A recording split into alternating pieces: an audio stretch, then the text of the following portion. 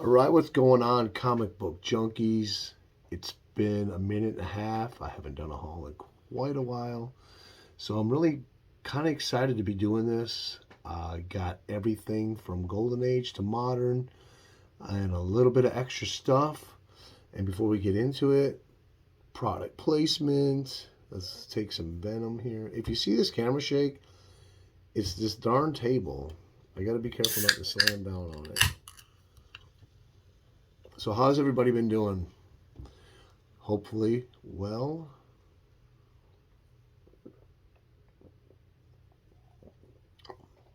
I got back from Dominican Republic, hit the LCSs. It was weird. I talked to the owner and he's like, nah, nothing's been coming in. So I'm like, okay, well, no reason for me to go down there.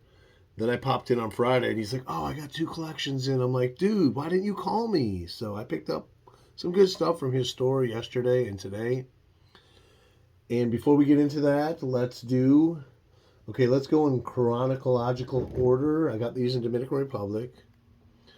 I did post them on Instagram. These are from 2014 or something like that. So I got that one, and I forget who it is. I don't remember the color scheme, but what are these, Leonardo's? So I got those. They were like $3 or $4 a piece. There's like a little thrift store, kind of hole in the wall. And the guy's got a lot of toys. He actually had one of those ray guns from the 80s with the sparks, but it was broke. And I was like, man, I've been looking for one of those for a while. So picked up these. They were like $3 a piece. I said, I don't know how much that is in pesos, but we paid in pesos, and then I paid my wife back. We get this light better over here. Okay, and then Father's Day, my daughter got me this. And don't get me wrong, I love my kids. I love them. I love them to death. But I always tell them, don't get me t-shirts. I don't wear t-shirts. I wear shirts like this. I rarely wear t-shirts. But they get me t-shirts every time. Mugs, t-shirts. But my son made this, him and his wife. So this is original art. I couldn't locate it. This is something that I drew.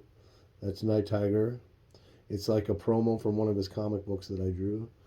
And then we got this on the back, Nighttiger comics. So that was pretty cool. So those were my Father's Day gifts. Now, into the comic books. Before we get into that, tomorrow night at 7 p.m. Eastern, live show. We're going to be talking a kind of mostly Golden Age focused, but we might span different areas. I'm going to have a few games for you guys. And our special guest is the comic collector Geek from Canada. Check out his channel. This dude's got an amazing collection, a big slab collection. And he's focusing on Wonder Woman, Golden Age, and Silver, and Good Girl stuff. But right now he's also collecting a lot of the comics that appeared in this Seduction of the Innocent. And that's Alan, comic collector Geek. He's out of Canada. Really nice guy. We talked for a while the other day. This came in the mail. Now, this is from my buddy Steve. Steve went on vacation to Tennessee with his family. He hit some comic shops. I think before he left, he hit a dollar bin at one of his local LCSs, and they had 2 Golden Age books, and they were the same issue for $1. So he grabbed me one.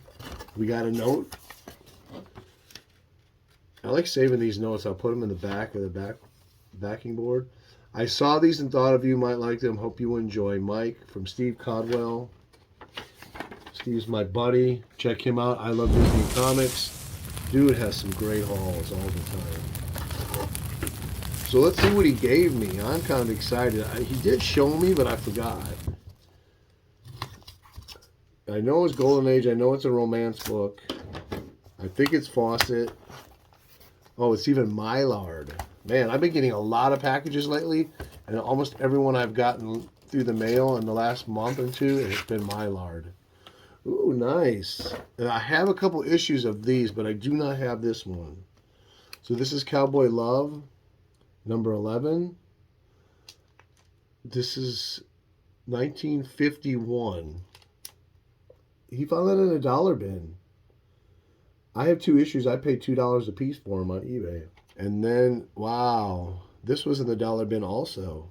True Sweetheart Secrets, number 5 from 1951. He found those in a dollar bin, and I think they were in Mylar and everything. It just goes to show you when it comes to comic book collecting, one man's trash is another man's treasure. Thanks, Steve. These are awesome, man. I love them. Actually, this True Sweetheart Secrets looks like it could be a wall book. I'm going to put that on the wall. So speaking of sweethearts and Fawcett Comics, another YouTube channel sent me a Golden Age Fawcett romance comics. So if you're not following Jerry the Jitterbug, check this guy out. He does comic book repairs, but he's doing leaf casting in one video. You got to check that one out. And this one is, Sweetheart says, this is a book that was related to that leaf casting video. He actually built a table, cut the margins of the inside pages, grinded them up in a blender, and then added some chemicals and water, of course, and leaf casted a cover that had all these holes in it, and he filled it up, and when it dried, the cover was whole again. Everything was filled. It's a really good video. You got to check it out. So, yeah, I want to build one of those tables. So it's called leaf casting. It's where you fill in the paper with pulp. Now, it didn't work out, and he had to go and redo it. He undid the procedure and redid it again using brand new paper, and it came out a lot better. So that's Jerry the Jitterbug. He wants me to send some comics. He said he'll clean them for free. So you got to check out that channel. Okay, so to the LCSs. So when I got back, I was jonesing. It had been 2 weeks. I hadn't been to a comic shop. Went into the big LCS, and it seems like I've pretty much picked it clean as far as the dollar keys that you're able to find there. So I didn't find too much, but this is what I found. These were like, this was $2. Batman Adventures number 7, 2003. I just liked it because it had the Phantasm cover with Batgirl on it. And this was $2, and it's a near mint copy. Then I found this. It's just a cool cover. Moon Knight, Mark Spector, Moon Knight number 39 from 1992. Just look at the background. It has like a wallpaper, Dr. Doom wallpaper. And kind of a really cool Moon Knight. And now the art inside wasn't that good, but I love the cover. And then they had 2 of these. I picked up one. They had some issues, but they're really presentable. And it's a newsstand. So this is Elf, number 49. Just a cool death cover from 1992. That was $1. Every time I go in there, I try to find the dollar books because their keys are way overpriced. But they have such an array of back issue bins that they have a lot of stuff you can find for $1. And they have a rule in there: if it's not marked, it's $1. Now I found this. This is actually listed as a key. This is Hellstorm number 16 from 1994. And Satan's name is revealed in this issue, so that's why it's a key. But this is a Brian Bolland cover. I have never seen a Brian Bolland cover for Marvel Comics before. I don't know if he did another one or any before this, but this is the only one I've ever seen. And tell me, doesn't that look a lot like Lobo to you? If you focus on it too long, it doesn't. But right away, if you look at it, it looks like Lobo. So it's a Brian Bolland cover for Marvel Comics. I've never seen one before until now. And then, sorry, I bumped the table again. Let me get a sip, guys.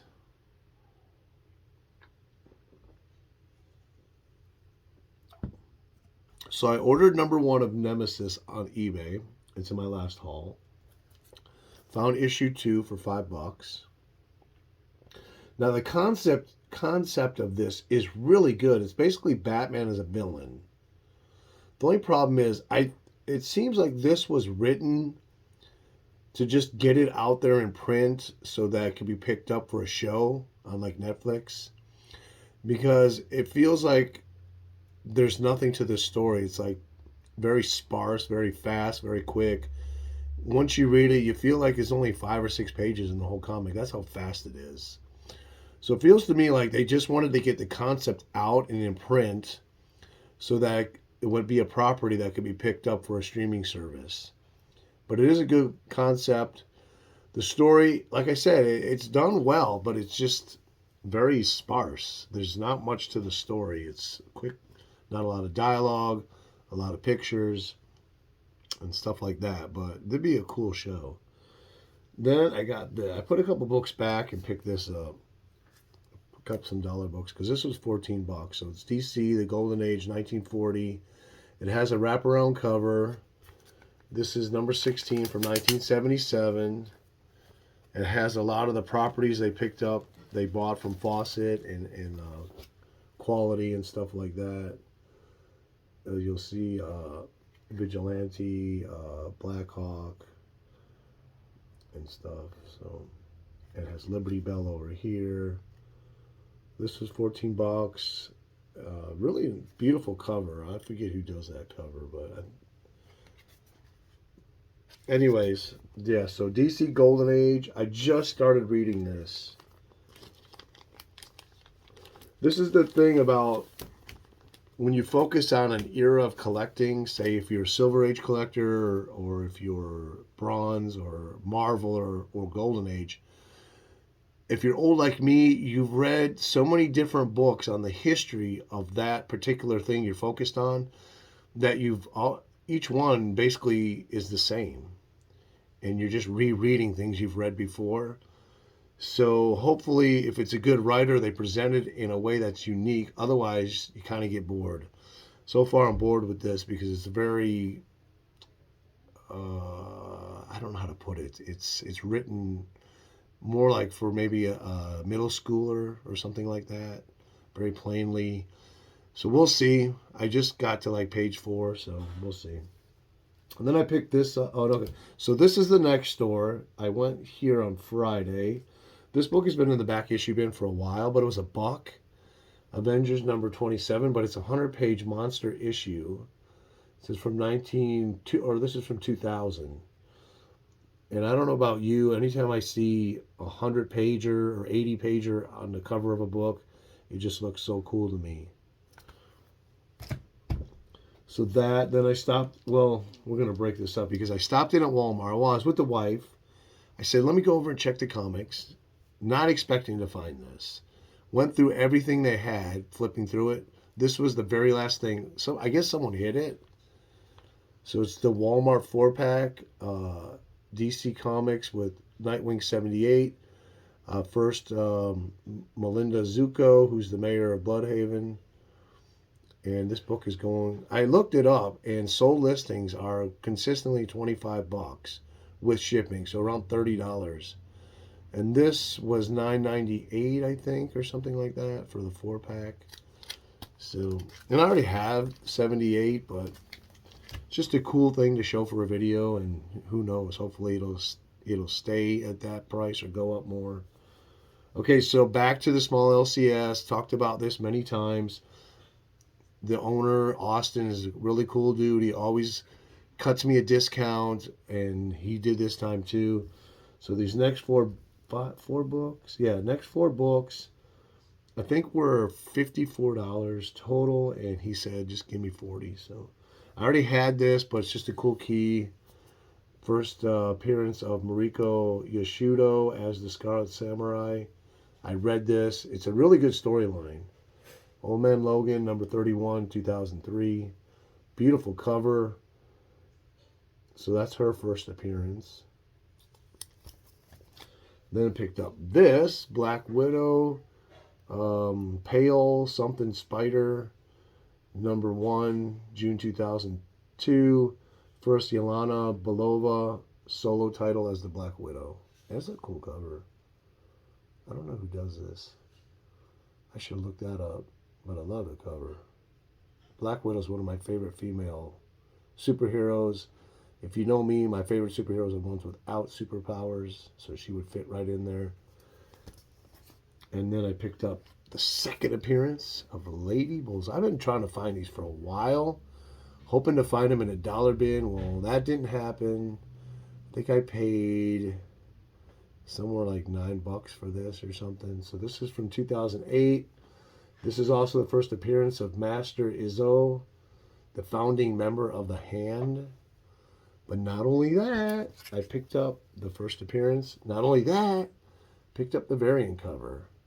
So his first appearance of Lady Bullseye, Terry Dodson, 1 in 15 variant, November 2008, number 111 in the, I think it's volume 2 of Daredevil. So happy to find that. I paid, so he had 30 on this, so I ended up paying like 20 for it. Near mint copy. Yeah, baby. Okay, so, where am I at here? I am at the next store. No, yeah, nope, not. Let me see here. I had these organized in a certain way. Okay, so then today, I hit that store again. Went there. The owner takes off on the weekends, so he wasn't there.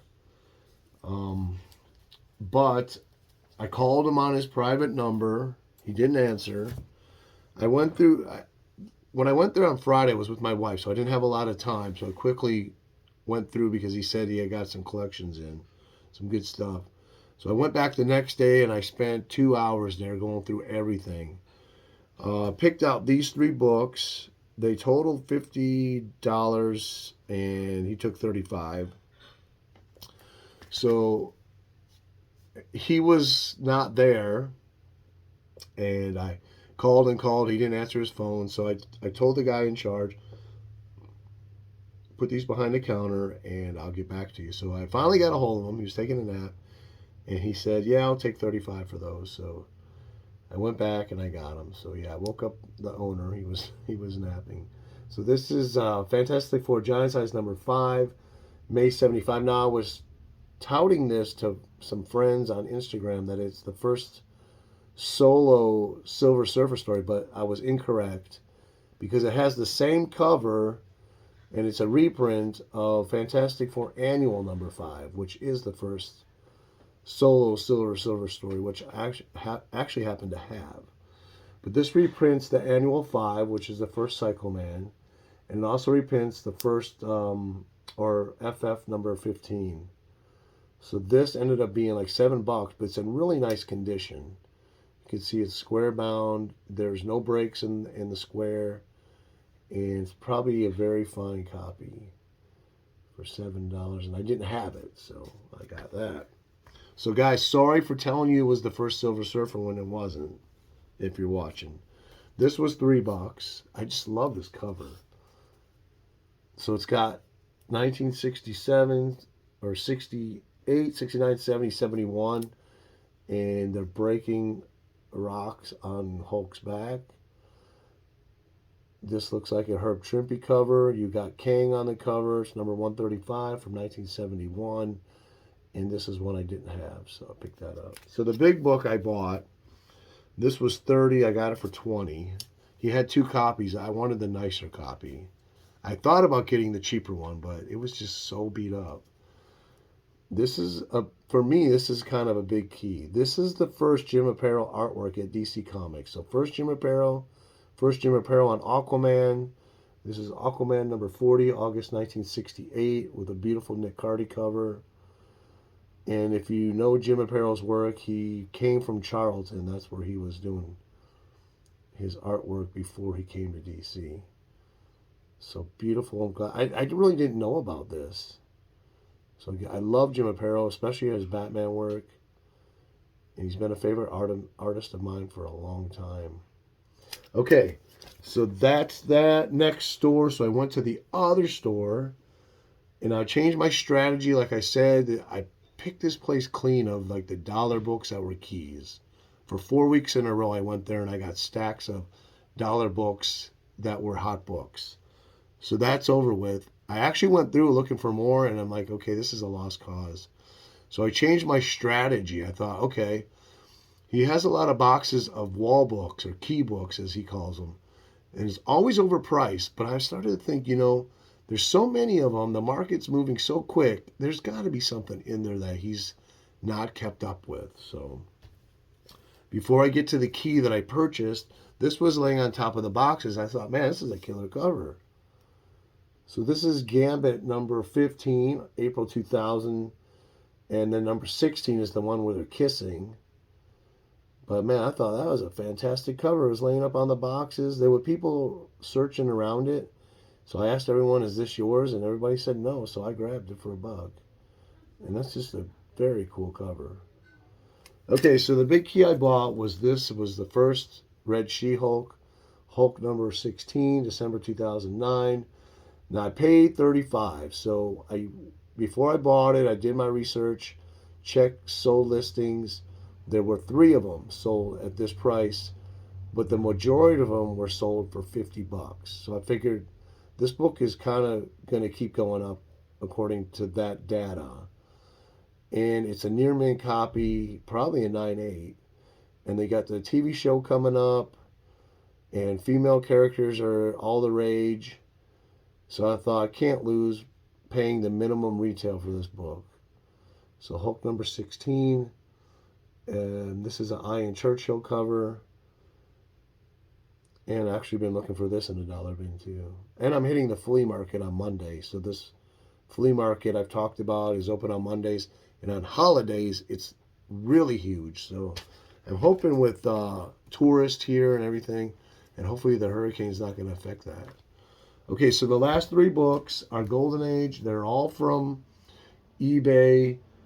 And here's a big key to me, but it is a key that nobody knows about. And I've been showing this to other collectors, and they're being like, wow, I never knew about that book. And it's a DC key. So hold on, I'm going to show that. But first, let me show this. So I picked up a really nice copy of Captain Marvel Jr. Number, and why didn't I write the numbers and stuff on the back of this one? Number 46. I think this is from 1947, but I like this cover, not only because it's a beautiful Bud Thompson artwork, but you got the crime guy here with the gun, you got the superhero, you got the snow, so it's like you got cover from different genres. And look at that cover. It looks really, really pretty. I mean, no creases or nothing, but the cover is detached. But where the staples were pulled off, there's no damage, so I know I can attach this cover pretty easy without it looking bad. So got that. I paid $32 for this. When I saw it for $32, right away, bing, and my mind goes, that's a deal. Grab it. And I did. Now this next book, looking for these since I found out about them several years ago, 4 or 5 years ago. This is Ace Comics. It ran for 151 issues from 1937, I think. But there are only 9 covers that have the Phantom on them, and they're the last 9 issues. And other than that, I think there's 2 other covers in the Golden or Platinum Age. So imagine that, 11 covers out of millions of comics published between 1937 and 1949. And so I'm trying to collect them. I've gotten 2 so far. So the guy had 125. I offered him 50. My thinking was, it's been sitting for a while. He probably wants to get rid of it. No one's biting on it for that much. He came back with 60, and I jumped all over this book. I did press it. It's from September 49, and this is the second to last issue. And it's just a beautiful cover. Beautiful key to me. Okay, next, this is the last one, and then we'll get out of here. This is a big key. Now, I've been looking for this book I found out about it 3 years ago, reading Golden Age comic book history. I can't remember the book. It might have been that 1001 comics you should have. if you're familiar with that. I'm not sure if it's that book or not. But anyways, this is the first time that Superman and Batman, the characters, are together in a story in DC Comics. And believe it or not, it's not even a superhero title. So this is All Funny Comics, number 16. So I've been waiting 3 years, and this showed up last week for $20. And the cover's attached, nothing's missing from it. And I'll be showing you right here in some panels the teaming up. So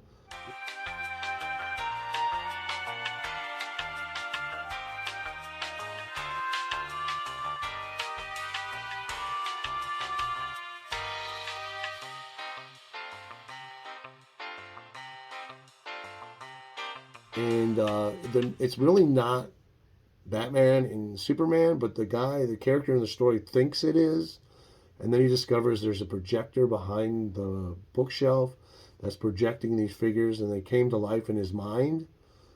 But it's still a really cool key, really cool book, and I'm happy to finally found it. And a book like this could show up for $100, and I'm like, man, I'm so glad it showed up for 20.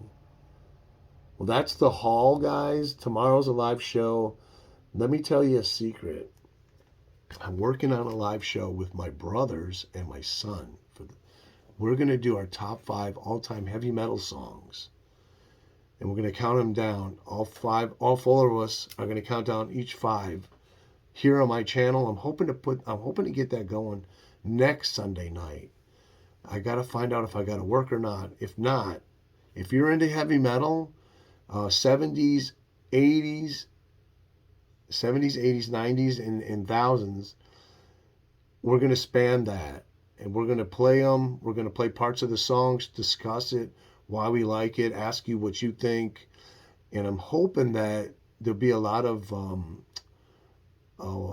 want for this, that people want to see something like this, because I know a lot of us are my age and we're into the same music.